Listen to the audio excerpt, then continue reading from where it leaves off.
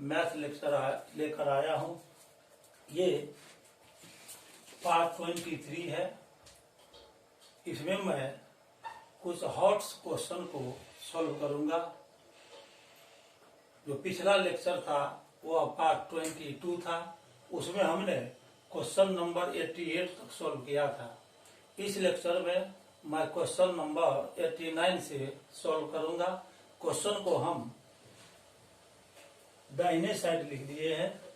ये देखिए क्वेश्चन है 89, 90, 91, 92। सबसे पहले हम क्वेश्चन नंबर 89 को सॉल्व करेंगे। क्वेश्चन नंबर 89 में है TA and TB are tangents to a circle with center O. Chord AB intersects OT at C. Given 1 by OA square plus 1 by TA square is equal to 1 by 36. Find the length of AB. इसमें आपको सबसे पहले जो given condition है उसके आधार पर पहले figure draw करना है। अब देखिए कंडीशन ये है क्वेश्चन में कि TA और TB ये एक सर्किल का टेंजेंट है। ये TA TB दोनों सर्किल का टेंजेंट है। सर्किल का सेंटर O है। तो पहले आप एक सर्किल ड्रॉ करेंगे जिसका सेंटर O है। तो आइए अब यहाँ सर्किल ड्रॉ कर रहे हैं जिसका सेंटर O है।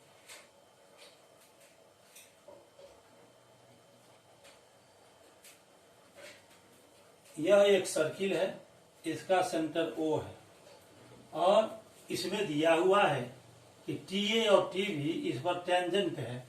TA और TB इसका 2 टेंजेंट है। तो यहाँ पर हम एक्सटर्नल पॉइंट से 2 टेंजेंट इस पर ड्रॉ करते हैं।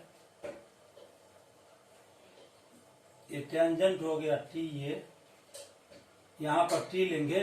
टेंजेंट TA, टेंजेंट TA और TB में दोनों में कॉमन पॉइंट है T।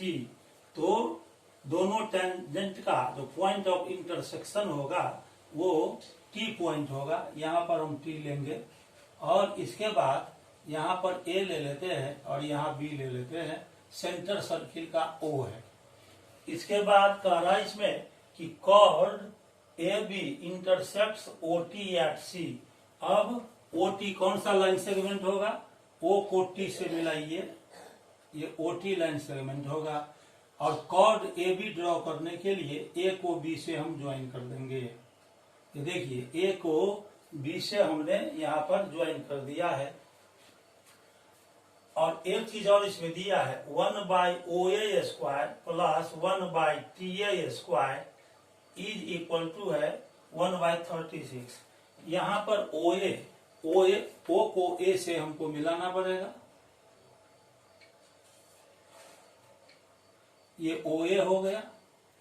तो सबसे पहले हम लिखेंगे गिवन में given TA and TB are the tangents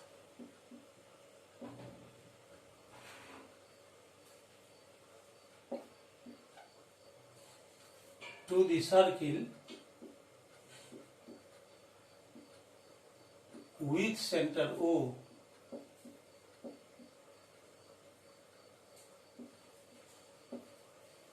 Chord AB,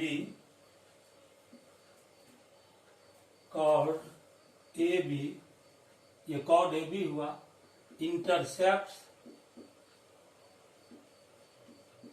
OT at C। तो यहाँ पर ये C पॉइंट हो गया। OT at point C। और साथ में दिया हुआ है OA 1 by OA square plus 1 by TA square is equal to 1 by 36। 1 by OA square plus 1 by TA square is equal to 36। ये आपको दिया हुआ है। अब टू कैलकुलेट, क्या आपको कैलकुलेट करना है?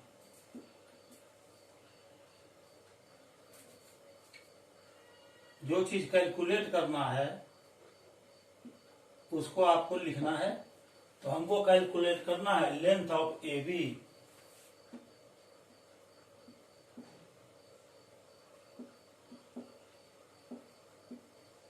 अब यहां लिखेंगे कैलकुलेशन।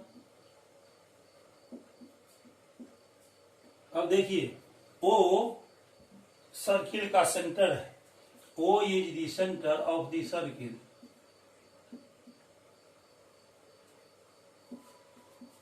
Of the circle. आप जानते हैं कि किसी भी सर्किल में जब हम टेंजेंट ड्रॉ करते हैं तो पॉइंट ऑफ कांटेक्ट से जो रेडियस ड्रॉ किया जाता है वह टेंजेंट पर परपेंडिकुलर होता है। लिखेंगे यहां we know that tangent to a circle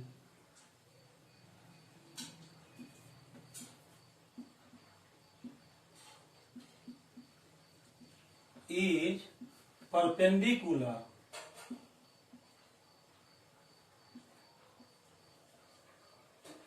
to the radius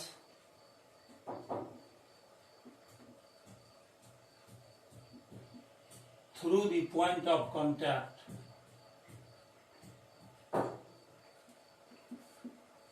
Through the point of contact. यहां पर देखिए ये टी ए टेंजेंट है और पॉइंट ऑफ कांटेक्ट ए है। ए को सेंटर ओ से मिलाए तो ओ ए रेडियस हो गया, इसीलिए ये ओ ए परपेंडिकुलर हो जाएगा ए टी पर। O A is perpendicular to A T या टी ए जो लिख दीजिए। देयरफॉर ये एंगल ओ ए टी यहां पर ये 90 डिग्री का एंगल हो जाएगा, इसीलिए angle O A T is equal to 90 degree. ये 90 डिग्री आ गया। अब ये राइट एंगल ट्रायंगल बन गया। ओ ए टी एक राइट एंगल ट्रायंगल बन गया क्योंकि इसमें एक angle O A T 90 degree है। तो in triangle O A T angle O A T is equal to 90 degree. इसीलिए पाइथागोरस थ्योरम आप यूज कीजिए तो हो जाएगा O A square plus T A square is equal to O T square. इस right angle triangle का O ए या perpendicular ले सकते हैं, टी ए को बेस ले सकते हैं। तो क्लियरली ओ टी इसका हाइपोटेन्यूज हो गया। तो पाइथागोरस थ्योरम हम लगा सकते हैं, इसको फर्स्ट मान लेंगे। अब गिवन कंडीशन यहां पर देखिए दिया हुआ है, given that 1 by O A square plus 1 by T A square is equal to 36 दिया हुआ है। अब यहां से आप एलसीएम निकालेंगे तो एलसीएम निकालेंगे तो हो जाएगा O A square into T A square is, ये दोनों का जो हम मल्टीप्लीकेशन निकाले इस दोनों का प्रोडक्ट ओ ए स्क्वायर और टी ए स्क्वायर का वो एलसीएम हो गया। इसमें ओ ए स्क्वायर से डिवाइड करेंगे, ओ ए स्क्वायर कैंसिल हो जाएगा, टी ए स्क्वायर बचेगा, 1 में इंटू होगा तो ये हो गया टी ए स्क्वायर प्लस इस एलसीएम में टी ए स्क्वायर से डिवाइड करेंगे, ओ ए स्क्वायर बचेगा, 1 में मल्टीप्लाई करेंगे तो हो गया ये O A square is equal to 1 by 36। इसके आगे हम चलेंगे। अब देखिए T A square plus O A square, यहां पर फर्स्ट में देखिए T A square plus O A square is equal to O T square आया है, इसीलिए इसमें T A square plus O A square के जगह पर ओ टी स्क्वायर रखेंगे। तो T A square plus O A square के जगह पर ओ टी स्क्वायर रखना है, ये ओ टी स्क्वायर यहां लिख सकते हैं O T square by O A square into TA square is equal to 1/36। यहां पर आपको लिखना होगा यूजिंग 1। ठीक है। अब यहाँ OT स्क्वायर है, बाई में OA square into TA square है, यहाँ भी स्क्वायर है, यहाँ भी स्क्वायर है, यहाँ भी स्क्वायर है। तो इसको हम ऐसे लिख सकते हैं OT by OA into TA। इस पूरे का होल स्क्वायर करेंगे तो ये आ जाएगा 1/36। Therefore OT by OA into TA। ठीक है। यहां से स्क्वायर आप हटाएंगे तो इधर रूट आएगा, तो हो जाएगा रूट ओवर 1/36। यहां पर निगेटिव साइन आपको नहीं लेना है, क्योंकि OT लाइन सेगमेंट है, OA भी लाइन सेगमेंट है, TA भी लाइन सेगमेंट है। लाइन सेगमेंट का लेंथ पॉजिटिव होता है, हमेशा लेंथ पॉजिटिव लेते हैं, इसीलिए न्यूमरेटर पॉजिटिव होगा, डिनोमिनेटर पॉजिटिव होगा, इसीलिए इसका जो वैल्यू आएगा वो हमेशा पॉजिटिव होगा। इसीलिए स्क्वायर रूट जो हमने लिया है 1/36 का, वो पॉजिटिव वैल्यू होगा। तो OT by OA into TA is equal to 1/6। इसका स्क्वायर रूट निकाल लिया। अब क्रॉस मल्टीप्लाई कीजिए तो OA into TA, OA into TA हमने अभी अभी निकाला 6 इंटू OT। इसको मान लेंगे सेकंड, इसको हम यहाँ सेकंड मान लेंगे। OA और TA का प्रोडक्ट निकल गया 6 इंटू OT। अब यहां पर आप देखिए OA इंटू TA है, तो ये जो राइट एंगल ट्राइंगल है, यदि हम TA को बेस लेते हैं तो OA हो जाएगा परपेंडिकुलर। तो बेस और परपेंडिकुलर मतलब यहाँ ट्राइंगल का हाइट से है, तो बेस इंटू हाइट आप लेंगे तो उसका वैल्यू आ गया 6 इंटू OT। अब एरिया पर ये बेस्ड क्वेश्चन है। किसी ट्राइंगल का एरिया आप देखते निकालते हैं तो होता है half into base into height, और यहाँ पर ट्राइंगल OAT के लिए बेस इंटू हाइट आया। इसका मतलब यदि हम एरिया का यूज करेंगे तो OA इंटू TA का वैल्यू वहां हम रिप्लेस कर सकते हैं। तो अब इस ट्राइंगल का एरिया निकालिए। OAT जो ट्राइंगल है उसका area, area of triangle OAT is equal to half into base into height. तो यहाँ पर देखिए, यहाँ जो हाइट है वो OA है और बेस है TA, half into TA into OA, या OA ही पहले आप लिख लीजिएगा तो कोई दिक्कत नहीं है, उससे OA ही पहले लिख लीजिए, OA इंटू TA, ये हो गया। अब area of triangle OAT is equal to half into, और देखिए यहाँ OA इंटू TA का वैल्यू हमने सेकंड में निकाला है 6 इंटू OT। यहाँ OA इंटू TA है 6 इंटू OT, तो यहाँ पर लिखेंगे, इसके जगह पर लिखेंगे 6 इंटू OT, यानी 6 OT। तो इसको कट कर दीजिए, 2 3 जा 6 हो गया। तो area of triangle OAT is equal to 3 into OT आ गया। इसको मान लेंगे थर्ड। अब यहां पर हम ट्राइंगल OAT का एरिया निकाले हैं। अब यहां पर देखिए, फिर हम इस ट्राइंगल का OAT का फिर एरिया निकालते हैं। OAT का फिर से हम एरिया निकालेंगे तो हो जाएगा अगेन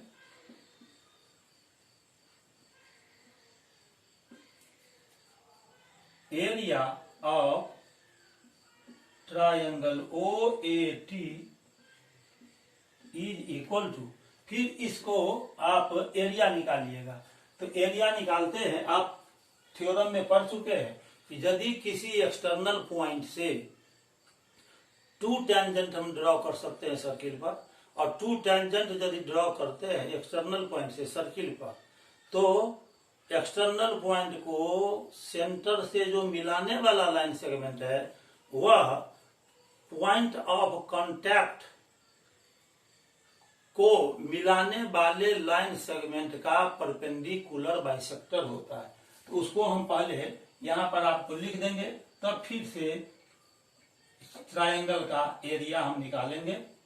अब देखिए, इसके बाद हम लिख सकते हैं, आगे का स्टेप हम अब चल रहे हैं।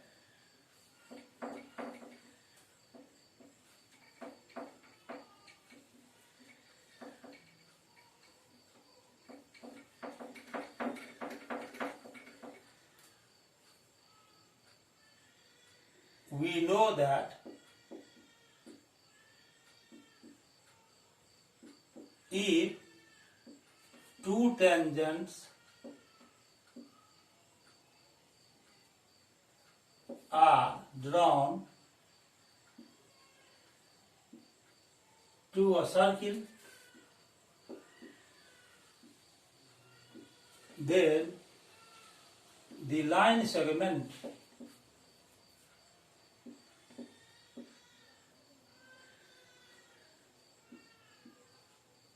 joining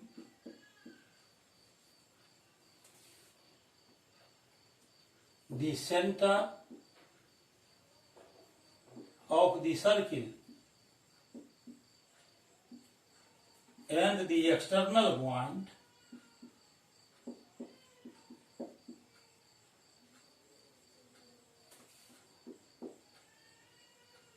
is the perpendicular bisector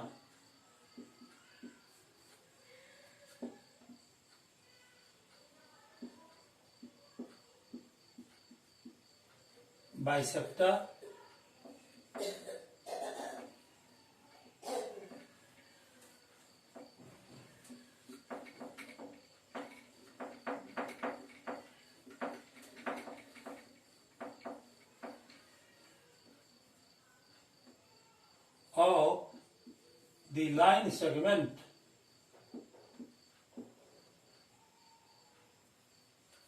joining the point of contact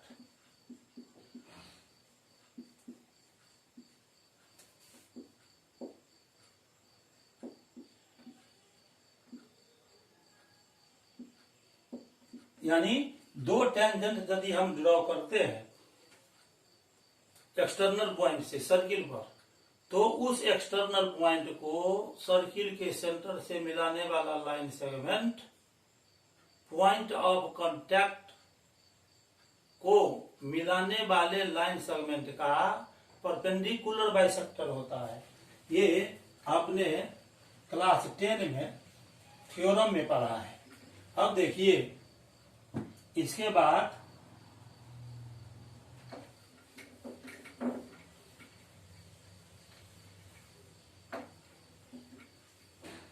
हम लिख सकते हैं देयरफॉर ओटी, ये जो ओटी है, OT is the perpendicular bisector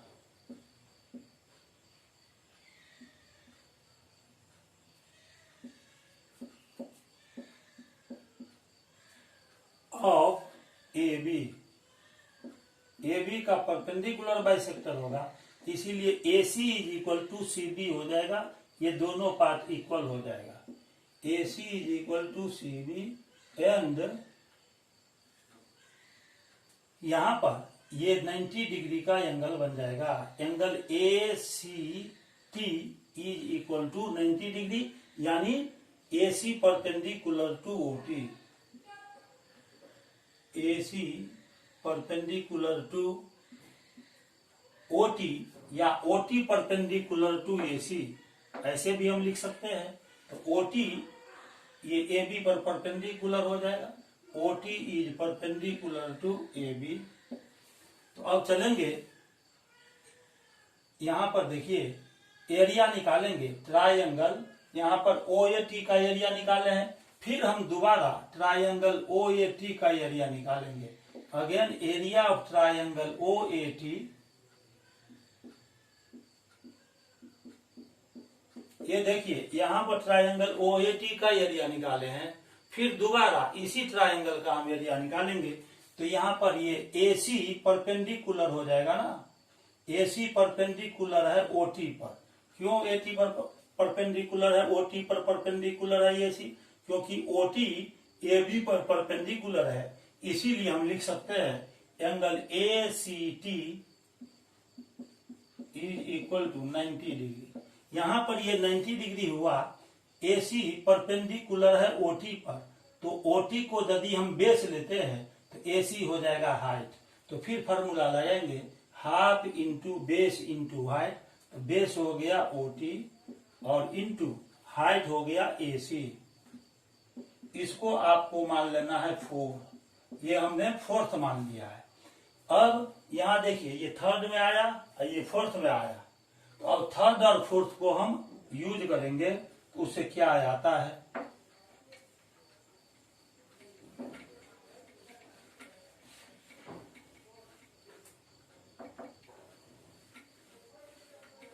from 3 and 4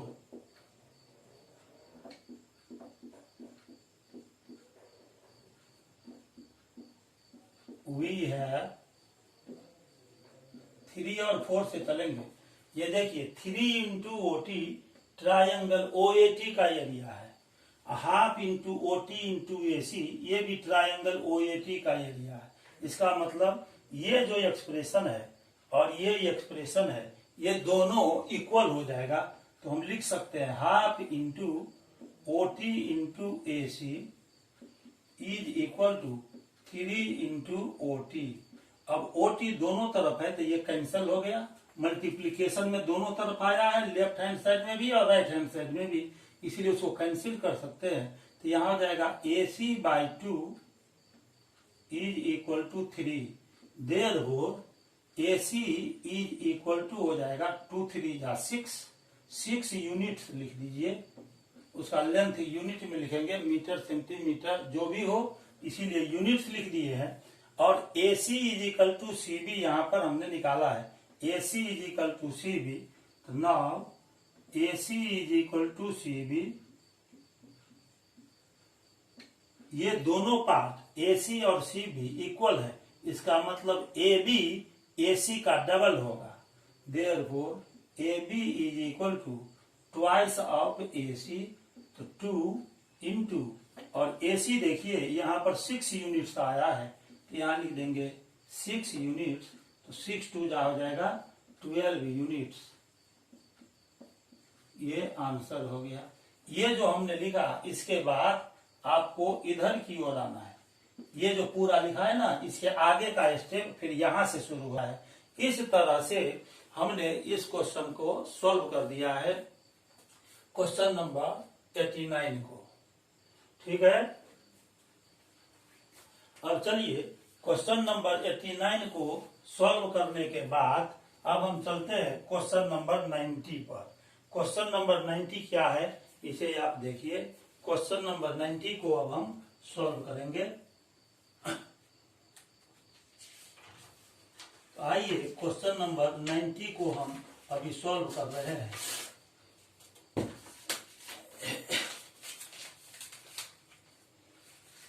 अब हम इसको हटाने जा रहे हैं।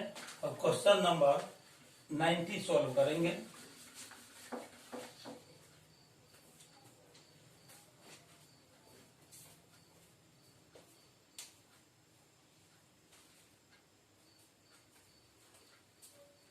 आइए अब क्वेश्चन नंबर 90 को हम सॉल्व कर रहे हैं।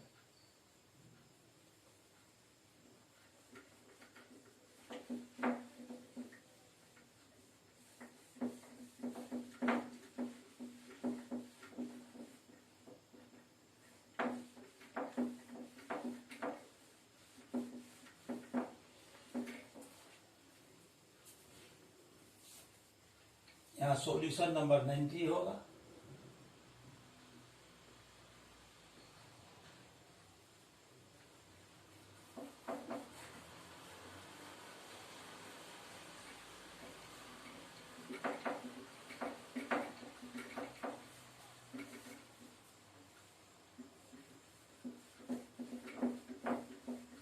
अपना ध्यान बोर्ड पर बनाए रखिए। मैं जो क्वेश्चन को सोल्व करता हूँ उसको गौर से देखिए, ब्रेन को बोर्ड पर कंसंट्रेट कीजिए।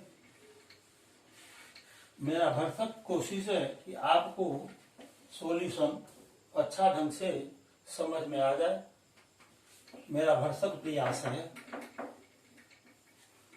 अब हम क्वेश्चन नंबर 90 को सॉल्व करेंगे। आइए अब देखते हैं क्वेश्चन नंबर 90।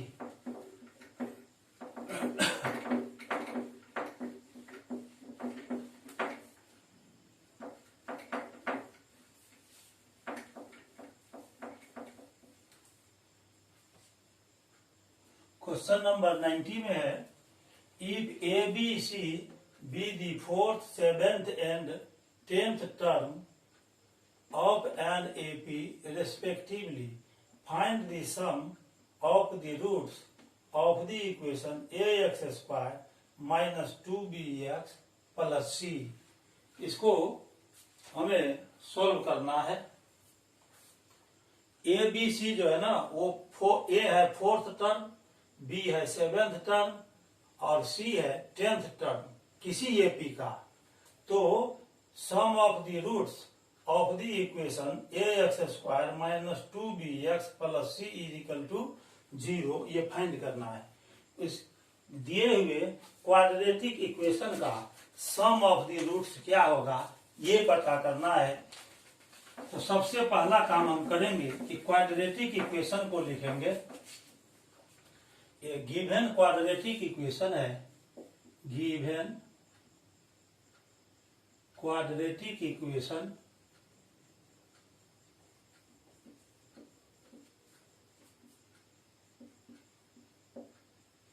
इज, यहां पर देखिए क्वाड्रेटिक इक्वेशन है A X square minus 2bx plus C is equal to 0 ये दिया हुआ है। मान लीजिए इसका 2 रूट्स अल्फा एंड बीटा है। अब सपोज कर लेते हैं, let the roots of the given quadratic equation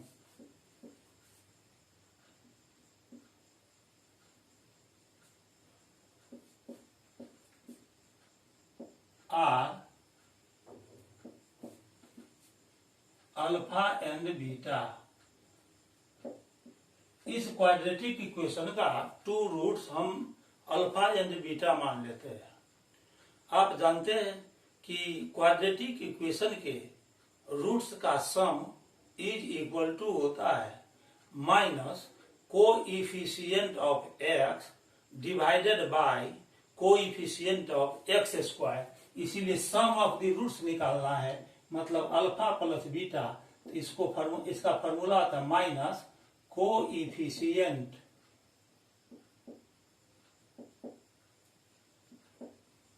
of x और divided by coefficient of x square. तो इस तरह से यहां माइनस साइन देंगे और x का कोएफिशिएंट यहाँ -2b है, तो यहाँ ब्रैकेट में -2b देंगे और by coefficient of x square a है तो यहाँ a रख देंगे। यानी अल्फा प्लस बीटा का वैल्यू इज इक्वल टू, ये माइनस माइनस प्लस हो जाएगा तो ये आ गया 2b/a। इसको फर्स्ट मान लेंगे। अब देखिए किसी भी एपी का 4th, 7th और 10th टर्म दिया हुआ है ए, बी और सी। तो सबसे पहला काम हम करेंगे कि एपी का फर्स्ट टर्म मान लेते हैं एक्स और कॉमन डिफरेंस मान लेते हैं वाई। वैसे जनरली फर्स्ट टर्म को हम ए मानते हैं, कॉमन डिफरेंस को डी मानते हैं। यहां हम एक्स वाई मान रहे हैं। अब मान लेंगे let the first term of the AP is equal to x and common difference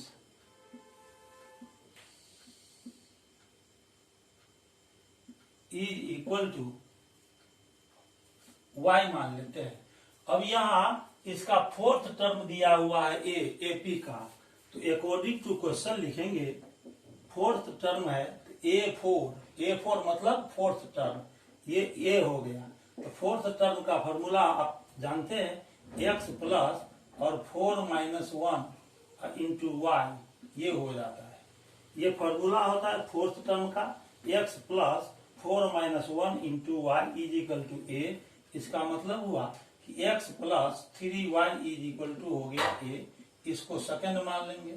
इसी तरह से इसका सेवेंथ टर्म दिया हुआ है b, तो a7 is equal to b, ये सेवेंथ टर्म है, और सेवेंथ टर्म निकालेंगे तो हो जाएगा x plus 7 minus 1 into Y is equal to v, यानी x plus 6y is equal to हो गया b।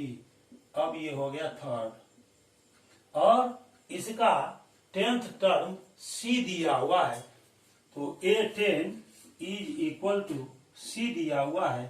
a10 का मतलब हुआ a plus 10 minus 1 into Y is equal to c, यानी a plus 9y is equal to c। इसको fourth मान लेते हैं। हमको सम ऑफ रूट्स फाइंड करना है। यहाँ देखिए अल्फा प्लस बीटा का वैल्यू आया 2b बाई ए, ये सम ऑफ द रूट है। तो इस 2b बाई ए का वैल्यू हमको फाइंड करना है। 2b बाई ए का वैल्यू कैसे फाइंड करेंगे, उसके लिए क्या टेक्निक होगा, अब आइए देखें। अब हम क्या करेंगे, इसके बाद का प्रोसेस देखिए। यदि हम क्या करते हैं, सेकंड में फोर्थ को ऐड कर देते हैं तो यहां पर x होगा, फर्स्ट टर्म को हमने x माना है। तो यदि सेकंड में फोर्थ को ऐड करेंगे तो x प्लस x 2x हो जाएगा, और 9y और 3y को ऐड करेंगे तो हो जाएगा 12y। तो 2x प्लस 12y में से आप देखेंगे कि 2x plus 12y is equal to a plus c आएगा, और थर्ड में यदि दोनों साइड हम मल्टीप्लाई करेंगे 2 से, थर्ड में क्यों मल्टीप्लाई करेंगे 2 से, उसका कारण है। यदि 2 से मल्टीप्लाई करेंगे लेफ्ट साइड और राइट साइड तो यहाँ 2b आ जाएगा। यहाँ पर देखिए अल्फा प्लस बीटा में 2b है, तो 2b का वैल्यू भी आपको फाइंड करना है। तो अब पहले हम क्या करेंगे, सेकेंड और फोर्थ को ऐड करेंगे। तो यहां लिखेंगे फ्रॉम सेकेंड प्लस 4 वी है, सेकेंड में 4 को याद कर दीजिए। देखिए यहाँ x है और यहाँ x है, तो हो जाएगा 2x प्लस, और यहाँ 3y है, यहाँ 9y है, तो ये हो गया 12y इज इक्वल टू, और a में c को याद करेंगे तो हो जाएगा a प्लस c। इसको आप फिफ्थ मान लीजिए, इसको फिफ्थ हमने मान लिया है। और थर्ड में दोनों साइड यदि 2 से इंटू करेंगे तो ये भी हो जाएगा 2x plus 12y is equal to 2b। तो इसमें भी 2x प्लस 12y आ गया, और थर्ड में भी दोनों तरफ 2 से इंटू करेंगे तो 2x प्लस 12y आ जाएगा। तब हम बहुत आराम से दोनों को इक्वेट कर सकते हैं। फ्रॉम थर्ड इंटू 2 वी है, और थर्ड में दोनों तरफ 2 से मल्टीप्लाई कीजिए तो ये हो जाएगा 2x, और प्लस 6 में y में 2 से इंटू करेंगे तो 12y इज इक्वल टू आ गया 2b। इसको मान लेंगे 6, ये 1 था, ये 2 3 4 5 और ये 6। अब फ्रॉम 5 एंड 6, फ्रॉम 5 एंड 6, 5 और 6 से हम चलेंगे तो देखिए क्या मिलता है हमको। अब 5 में देखिए a प्लस c का वैल्यू आया है 2x प्लस 12y, और 6 में 2b का वैल्यू आया 2x प्लस 12y। तो ये फिफ्थ में और सिक्स्थ में दोनों में 2x प्लस 12y है। इसका मतलब ये जो 2b है और a प्लस c है ये दोनों इक्वल हो गया। तो 2b is equal to a plus c, ठीक है। इसको मान लीजिए आप 7, इसको 7 मान लेंगे। अब फ्रॉम 1 में हमने निकाला था alpha plus beta is equal to 2b/a। Alpha plus beta is equal to 2b/a, और इसको हम लिख सकते हैं alpha plus beta is equal to, और 2b का वैल्यू हमने a प्लस सी निकाला है, तो 2b के जगह पर लिख देंगे a plus c by a। यही आंसर हो गया। इस तरह से हमने दोनों जो रूट्स था क्वाड्रेटिक इक्वेशन का, अल्फा प्लस बीटा का, ये जो वैल्यू निकाला तो a plus c by a आ गया। क्यों? क्योंकि a प्लस सी, यहाँ जो 2b था 2b के जगह पर a प्लस सी आ गया। यहाँ पर आप लिख सकते हैं यूजिंग 7।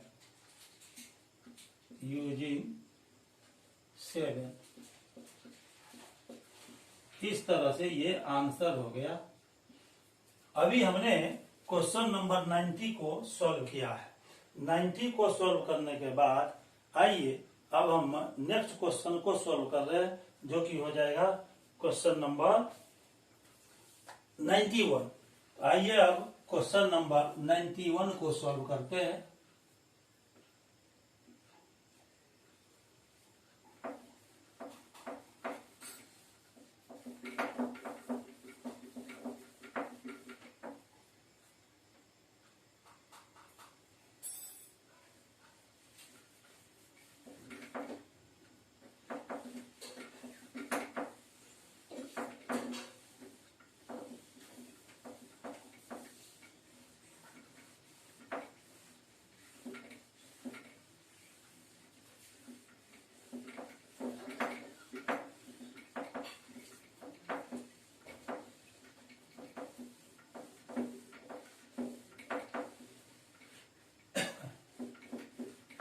नाइन्टी वन क्वेश्चन को आप गौर से पढ़िए।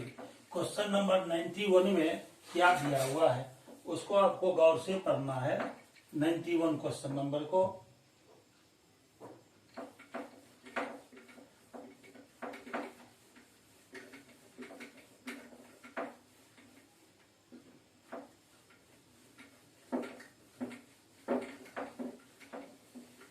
देखिए 91 में है कि if 1 by p plus q, 1 by q plus r, 1 by r plus p are in AP, then prove that q square, p square, r square are in AP।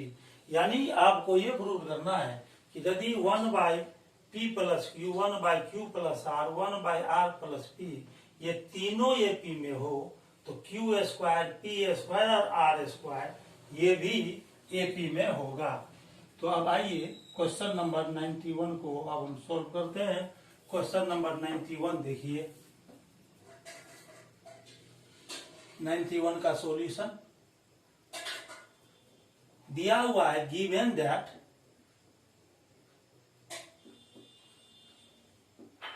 One by P plus Q,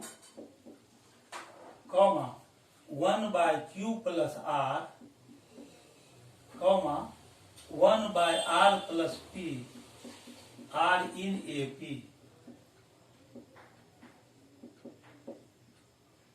ये दिया हुआ है।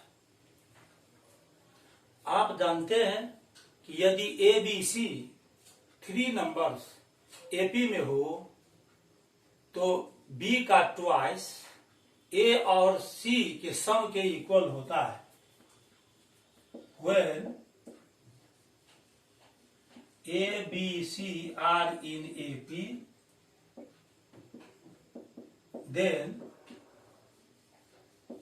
2B is equal to A plus C होता है। ये आप जानते हैं। ये जो बीच वाला टर्म है बी, इसको ये जो बी है ये अर्थमेटिक मीन कहलाता है ए और सी के बीच में। तो अर्थमेटिक मीन का डबल दोनों एक्सट्रीम पर जो नंबर है ए और सी उसके सम के इक्वल होता है। तो इसीलिए इस प्रॉपर्टीज का यदि हम यूज करेंगे तो हो जाएगा, यहाँ पर जो ये बीच का टर्म है 1/q प्लस आर, उसका ट्वाइस ले लेंगे q प्लस आर, तो ये 1/p प्लस क्यू और 1/r प्लस p के सम के इक्वल आ जाएगा। 1/p plus Q plus 1/r plus p, इस दोनों के सम के इक्वल होगा। अब 2 से इसको इंटू कीजिए तो 2/q plus r is equal to, यहां से एलसीएम निकालेंगे तो हो जाएगा p plus q into r plus p. अब ये जो एलसीएम हुआ इसको आर पी प्लस क्यू से डिवाइड करेंगे, ये कैंसिल हो जाएगा, बचेगा आर प्लस पी। इस आर प्लस पी को 1 में मल्टीप्लाई करेंगे तो ये हो जाएगा आर प्लस पी, और आर प्लस पी से इसको डिवाइड करेंगे तो ये कैंसिल हो गया, पी प्लस क्यू से 1 में डिवाइड करेंगे तो ये हो जाएगा पी प्लस क्यू। ये हुआ। अब आप क्रॉस मल्टीप्लाई कर दीजिए इसे, ठीक है, तो 2/q प्लस आर, लेकिन यहां पर देखिए पहले इसको क्रॉस मल्टीप्लाई करने से पहले इसको सॉल्व कर लीजिए तो ये हो जाएगा r plus 2p plus q by, और इस दोनों को मल्टीप्लाई करके आप लिख दीजिए, तो पहले p में r से इंटू हो जाएगा तो हो जाएगा p r, फिर q में r से मल्टीप्लाई कीजिए तो q r, फिर प्लस p और p को मल्टीप्लाई कीजिए तो हो जाएगा p स्क्वायर, p से q में मल्टीप्लाई कीजिए तो ये हो जाएगा pq। ये हो गया। अब क्रॉस मल्टीप्लाई करना है इसे तो ये हो जाएगा 2 इंटू 2 से इसमें मल्टीप्लाई हो जाएगा P R plus Q R plus P square plus P Q, ठीक है, और q प्लस आर को इससे मल्टीप्लाई कर देंगे तो ये हो जाएगा q plus r into r plus 2p plus q। और इधर 2 से इंटू किए हैं सब में तो ये हो जाएगा 2pr plus 2qr plus 2p square, फिर plus 2pq is equal to, अब ये जो r आया ना, इस r से या तो q प्लस r में मल्टीप्लाई करेंगे, नहीं तो q से पहले इस तीनों में मल्टीप्लाई कर लीजिए तो ये हो जाएगा qr प्लस 2p में q से मल्टीप्लाई करेंगे तो हो जाएगा 2pq प्लस q में q से मल्टीप्लाई हो जाएगा q स्क्वायर, फिर r से इस r में इंटू करेंगे तो r स्क्वायर प्लस r से 2p में इंटू होगा तो 2pr, और प्लस r से q में इंटू होगा तो हो जाएगा qr। अब यहां देखिए जो टर्म दोनों साइड, लेफ्ट साइड भी और राइट साइड भी सेम साइन के साथ आया है उसको आप कैंसिल कर सकते हैं। तो अब देखिए कौन कौन सा कैंसिल हो सकता है। 2pq इधर पॉजिटिव है, इधर भी राइट साइड भी पॉजिटिव है। अब उसके बाद यहाँ 2p स्क्वायर है, ठीक है, इधर q स्क्वायर है, यहाँ पर qr है, यहाँ 2qr है, यहाँ 2pr है, ये 2pr और 2pr कैंसिल हो गया। तो अब देखिए ये qr है यहाँ, ठीक है, यहाँ qr है और यहाँ भी qr है तो 2qr हो जाएगा। तो इसको हम लिख सकते हैं 2qr plus 2p square is equal to, qr में qr को याद कर लेंगे तो हो जाएगा 2qr plus q square plus r square. अब ये 2qr दोनों तरफ लेफ्ट साइड भी और राइट साइड भी पॉजिटिव है, कैंसिल हो गया, ये आ जाएगा 2p square is equal to q square plus r square. अभी आप देखिए p स्क्वायर का ट्वाइस q स्क्वायर और r स्क्वायर के सम के इक्वल है। यहाँ पर देखिए b का ट्वाइस a और c के सम के इक्वल है। ये कब होता है? ये तब होता है जब a b c ये तीनों AP में होता है। पहले A को रखेंगे, फिर ये B का जो ट्वाइस आया ना तो B को फिर बीच में रखेंगे और ये C को यहाँ पर लास्ट में रखेंगे। तो यहाँ पर देखिए 2p² is equal to q² plus r² आया। तो आप पहले किसको रखेंगे, आप इसमें पहले इस q² को रखेंगे, q², उसके बाद किसको रखेंगे, इस p² को रखेंगे, और लास्ट में किसको रखेंगे, r²। तो q² p² r², ये AP में आ गया, R इन AP। इस तरह से इसको हमने अभी प्रूव कर दिया। तो क्वेश्चन नंबर 91 को अभी हमने सॉल्व किया। अब चलिए क्वेश्चन नंबर 92 दिया हुआ है, if x 2y and 3z are in AP, the distinct numbers x, y, z are in GP, find the common ratio of the GP। तो अब हम इसको सॉल्व करने के बाद क्वेश्चन नंबर 92 को सॉल्व करेंगे। आइए अब क्वेश्चन नंबर 92 को सॉल्व करते हैं।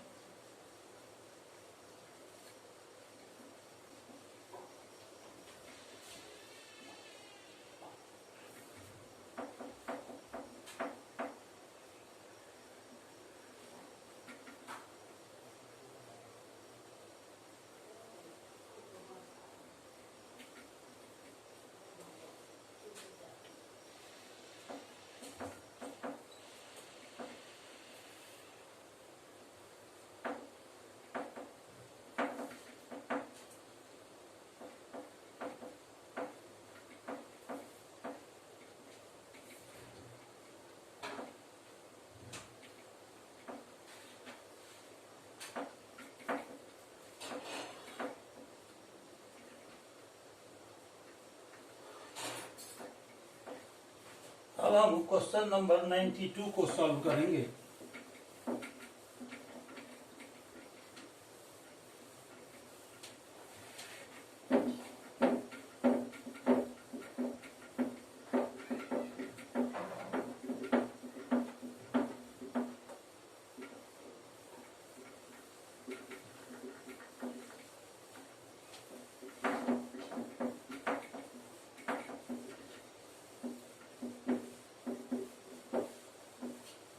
आइए क्वेश्चन नंबर 92 को सॉल्व करते हैं। 92 में है x 2y 3z, ये AP में है।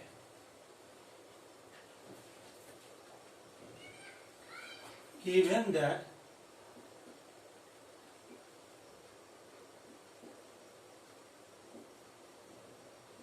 यहाँ पर दिया हुआ x, 2y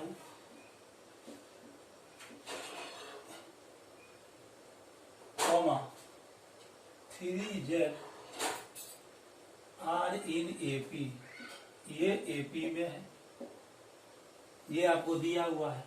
इसीलिए ये जो मिडिल टर्म है उसका डबल लेना है, 2 × 2y, जैसा कि अभी मैंने प्रीवियस क्वेश्चन में बताया आपको। तो ये हो जाएगा x प्लस 3z, यानी 4y is equal to x plus 3z हो जाएगा। इसीलिए यहां से हम क्या करेंगे, x का वैल्यू निकालेंगे। तो x निकालने के लिए 3z को आपको दूसरे साइड शिफ्ट करना पड़ेगा। तो ये प्लस 3z है, ये दूसरे साइड आएगा, माइनस हो जाएगा, 4y माइनस 3z, ये हो गया फर्स्ट।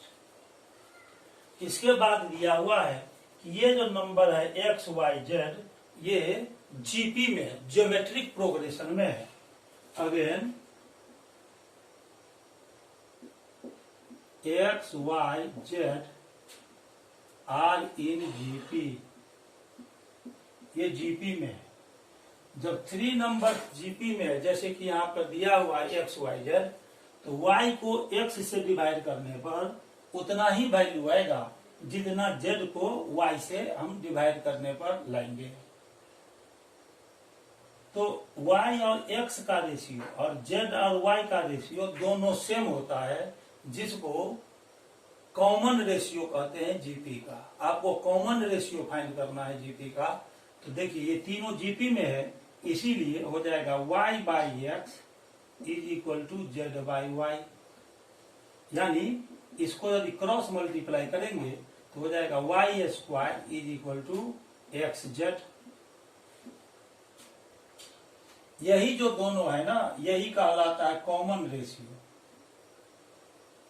यही कॉमन रेशियो होता है।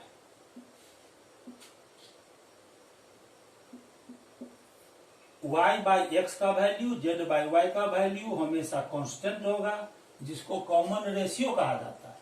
अब इसको यहाँ पर हम क्रॉस मल्टीप्लाई किए तो Y square is equal to x Z आ गया। अब इसके बाद y is equal square is equal to X का वैल्यू हमने फर्स्ट में यहाँ निकाल लिया है। तो फर्स्ट में x का वैल्यू आया 4y माइनस 3z, तो यहाँ पर 4y माइनस 3z लिख देंगे और फिर इंटू में z लिखेंगे। ठीक है। अब आप क्या करेंगे, यहाँ पर ये y स्क्वायर को y इंटू वाई लिख दीजिए और ये हो गया 4y minus 3z into Z.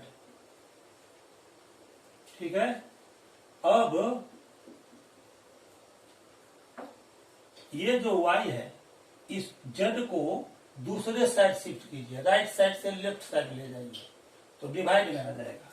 तो y by z is equal to, और एक y को आप राइट साइड ले जाइए तो ये y को हम राइट साइड ले जाएंगे तो ये 4y माइनस 3z के डिवाइड में आ जाएगा, तो 4y माइनस 3z। ठीक है। इसको आप सेकंड मान लीजिए। अब ये y इस साइड आएगा तो डिवाइड में आ जाएगा, तो यहाँ y हो गया। अब y बाई जेड, यहाँ पर y बाई जेड है और कॉमन रेशियो जो है ना उसमें देखिए z बाई वाई आया है। कॉमन रेशियो में z बाई वाई है और हमने वैल्यू निकालना है y बाई जेड का।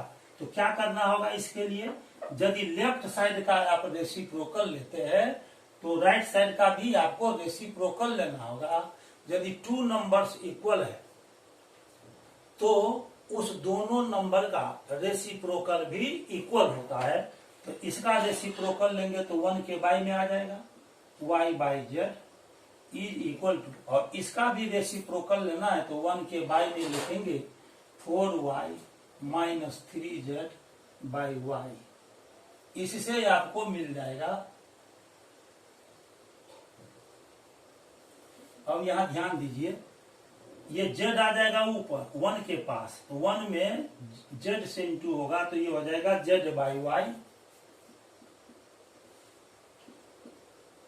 इज इक्वल टू, और ये y आएगा फिर ये न्यूमरेटर के पास आ जाएगा यहाँ पर, तो 1 में y से इंटू होगा तो y हो जाएगा y बाई, और यहाँ हो जाएगा 4y माइनस 3z।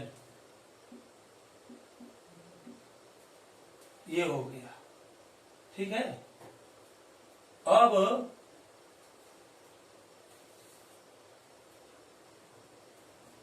यहां पर एक और चीज आपको देखिए क्या करना है। ये जो हमने लिखा है 1 by 4y minus 3z by Y, तो आपको y बाई जेड निकालना है। क्या निकालना है, y बाई जेड, और यहां पर y बाई जेड नहीं z बाई वाई निकालना है। तो ये जो टर्म हमने लिखा ना, इसको थोड़ा ठीक करना पड़ेगा। इसको हम इस रूप में नहीं लिखेंगे, इसको किस रूप में लिखेंगे, दूसरे रूप में लिखेंगे।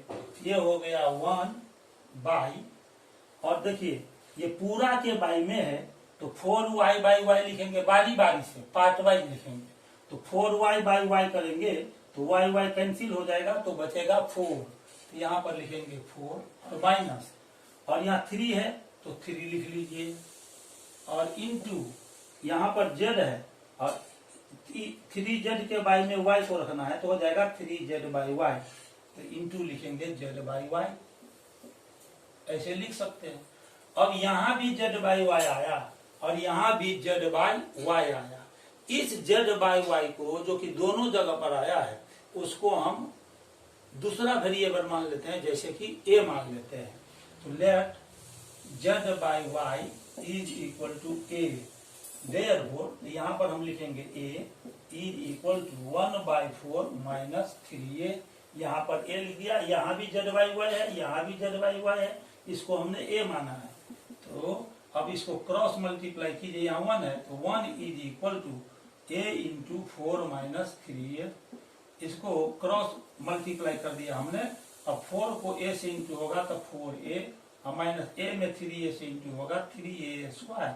अब सारा टर्म को, ये जो राइट साइड जो दो टर्म है इसको हम लेफ्ट साइड शिफ्ट कर लेंगे। तो लेफ्ट साइड शिफ्ट करेंगे, ये निगेटिव है, इस साइड आएगा पॉजिटिव हो जाएगा 3a स्क्वायर, और ये पॉजिटिव है तो लेफ्ट साइड लाएंगे तो माइनस 4a, और ये लेफ्ट ही साइड रहने देंगे, ये पॉजिटिव है, प्लस 1 इज इक्वल टू 0।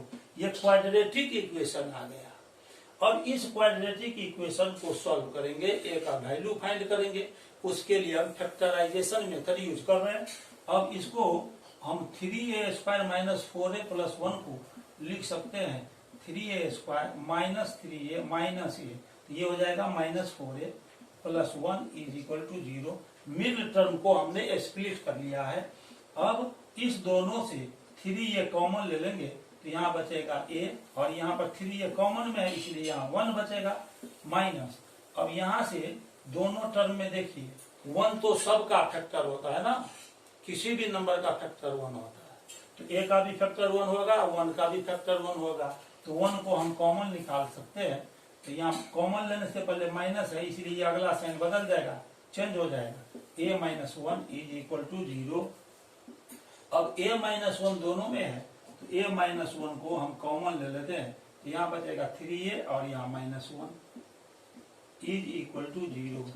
इस दोनों नंबर का प्रोडक्ट 0 है। यदि दो नंबर का प्रोडक्ट 0 हो तो उसमें से किसी एक को 0 होना अनिवार्य है। तो इसीलिए लिखेंगे हम आएगा a minus 1 is equal to 0 और 3a minus 1 is equal to 0। आप यहां से a का वैल्यू निकालेंगे, a इज इक्वल टू 1 हो जाएगा, और यहां से निकालेंगे तो a इज इक्वल टू 1/3 हो जाएगा। अब केस 1 है, केस 1 में चलेंगे, केस फर्स्ट में तो a is equal to 1, a हमने 1 निकाला है। यहाँ पर देखिए a इज इक्वल टू हमने 1 निकाला है। a का मतलब क्या, a हम किसको माने थे, यहाँ पर z बाई वाई को, तो a के जगह पर ये z बाई वाई लिखेंगे, तो z by y is equal to 1, cross multiply कीजिए y is equal to z। लेकिन क्वेश्चन में दिया हुआ है कि x, y और z ये तीनों x, y, z distinct numbers है। x, y और z तीनों डिस्टिंक्ट नंबर है, माने तीनों में से कोई भी दो इक्वल नहीं है। लेकिन यहाँ हमको इक्वल आ गया y और z, है ना, लिखेंगे but y and z are distinct number। ये डिस्टिंक्ट नंबर है, अलग अलग नंबर है, इक्वल नहीं है। देयरफॉर लिखेंगे neglecting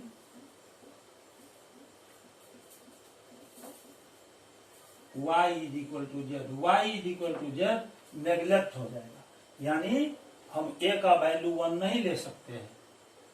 that is a is equal to 1 is not acceptable, ये एक्सेप्टेबल नहीं है। a इज इक्वल टू 1 नहीं लेंगे, क्योंकि a इज इक्वल टू 1 लेते हैं तो y और z इक्वल आ जा रहा है, जो कि संभव नहीं है, क्योंकि क्वेश्चन में दिया हुआ है कि y और z डिस्टिंक्ट नंबर है। अब इसके बाद केस 2 में चलेंगे। देखिए केस 2 में हम क्या लेते हैं, केस 2 में चलेंगे।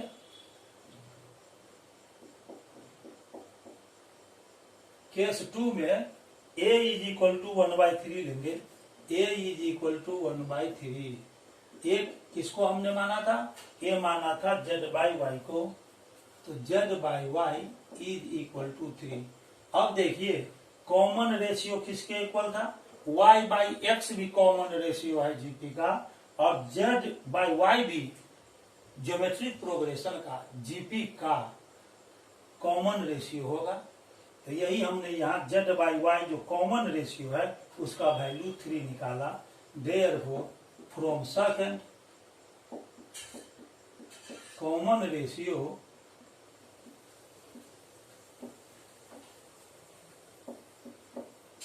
GP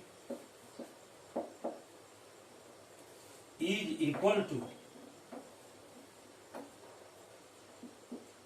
Z by Y is equal to 3, ये आंसर हो गया। GP का कॉमन रेशियो हमने 3 फाइंड कर लिया। अब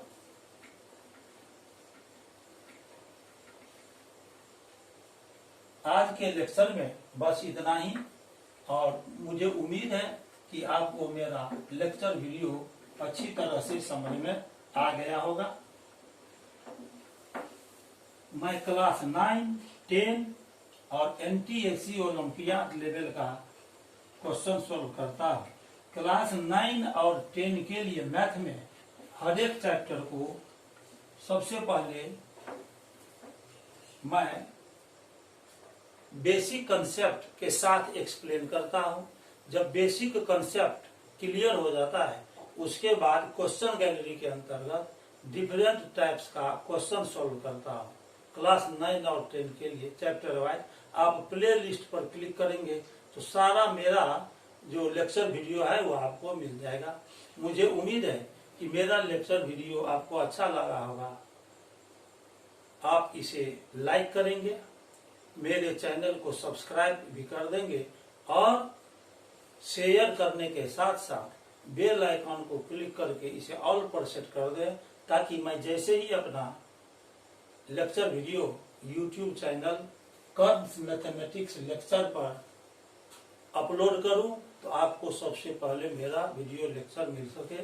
कोरोना महामारी के समय में आप मैथ सब्जेक्ट में अच्छी तरह से तैयारी कर सके, यही मेरा उद्देश्य है। मुझे उम्मीद है कि मुझे सपोर्ट करके आप अपने उद्देश्य को हासिल करने में सफलता प्राप्त करेंगे। मैं फिर अपने अगले लेक्चर वीडियो में क्लास 10 के लिए क्वाड्रेटिक इक्वेशन चैप्टर से क्वेश्चन गैलरी के साथ फिर आऊंगा, जिसमें बहुत सारे क्वेश्चन को सॉल्व करूंगा, जो कि वर्ड प्रॉब्लम होगा। तब तक के लिए बहुत बहुत धन्यवाद। Thank you very much.